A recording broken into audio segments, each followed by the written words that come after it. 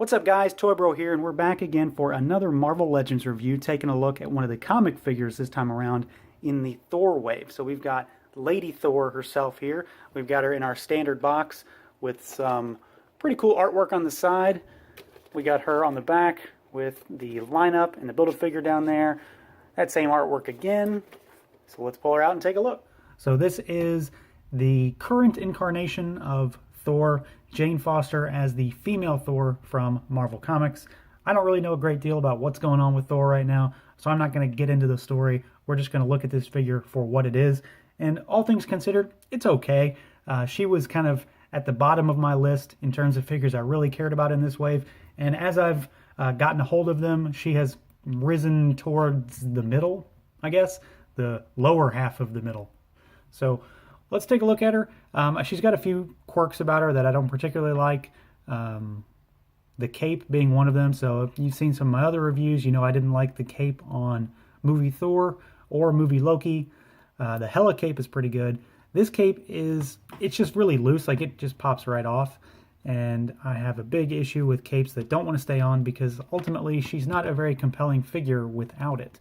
So I'm probably going to have to glue it in. I'm going to leave it off for most of the review just because it's easier to manipulate her that way. But the cape itself does look nice. It's got a nice kind of textured effect to it. It's got a lot of folds molded into it. It is a rubbery plastic, so you can kind of move it a little bit, and it's got the kind of telltale Thor clasps that sit on her shoulders. It just pegs into her back, but again, it's just kind of loose. I'm probably going to end up gluing it in there. So as far as the figure itself goes, we'll do articulation first. Head is on a ball with a hinge, so she can look up and down, side to side. It is one of those hinges that she can kind of do this number with. I don't know what it's called. It kind of juts back and forth a bit, so it helps with articulation to a degree. Arms can go all the way out and around. The cape is obviously going to hinder that to some degree. There is a bicep swivel on her, which is really nice. Single joint at the elbow, and then a hinge and a swivel at the wrist.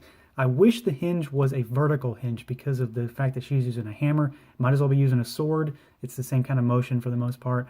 So this kind of hinge limits what you can do with her. We have got a diaphragm swivel with a little bit of up and down motion. There is nothing at the waist. Legs can go out, but not very far. So here's a neutral pose, and then they go out about that far. So it's not very much. Forward is just over 90. Back a little bit, thigh cut, double jointed knees. We've got a rocker, which is pretty good, a lot of motion there, and then a hinge at the ankle. So it's pretty standard for the most part, except for the fact that we've got those bicep swivels, which is really nice.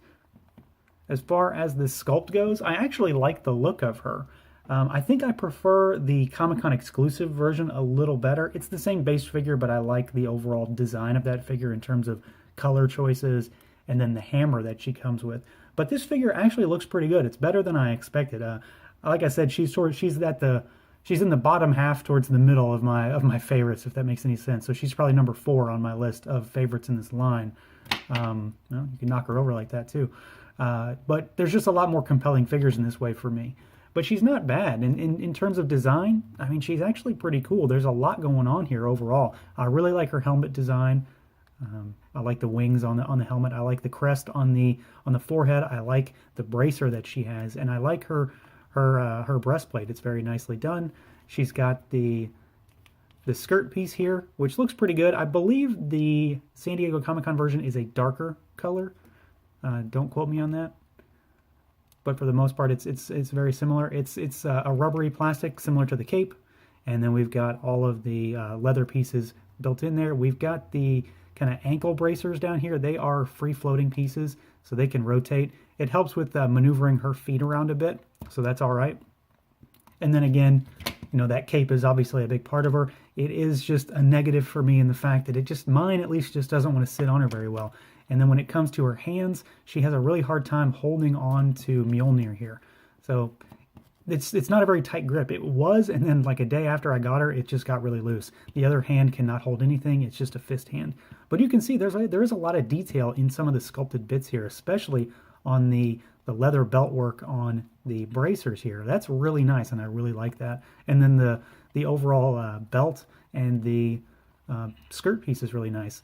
We've got the flowing hair with a nice wash in it, And everything is also painted pretty damn well. There's a lot of silvers, a lot of browns and light browns, and a wash in places that needs it. The only thing I don't really like about the paint, and this could be just part of the design of the character, are the eyes. The eyes are silver that match the helmet, and for some reason they just don't look like eyes. They just look like dots in a black void in her face. So I'm not too keen on that. It's not a bad thing, but it just doesn't do it for me. And then we've got her accessory here, which of course is Mjolnir, and it's pretty good. It's I think it's the same one that has been given to other Thor figures, so I don't think this is a specific hammer to her. It is the same Mjolnir that other figures have had, and it looks nice. It's got some weathering detail on there and a little bit of sculpted detail on that handle stock as well. So overall, it's not bad. She's just kind of bottom of the barrel in terms of, figures that you've got in this line. So we're looking at, a wave that has movie Hela, and we've got a wave that has Ares in it. So there's some strong characters in here, but she fits in pretty well, and I think overall she's a good fit for this wave, especially because she is the current Thor. Like I said, the cape is a negative for me, but I can fix that, so it's not a huge deal. And then the rest of the figure is relatively all right. No real paint blemishes. Sculpt is okay. And then she's got a little more articulation than I was expecting. So you can't really go wrong when you get more of something than you expected to begin with. I may get rid of her if I end up getting a hold of the Comic-Con exclusive box set, because like I said, I do like that one a bit better. But if not, she's a good figure overall. So that is going to do it for this look at the Lady Thor figure from the Thor Ragnarok wave from Hasbro. Feel free to like, comment, subscribe, and share. And until next time, everyone.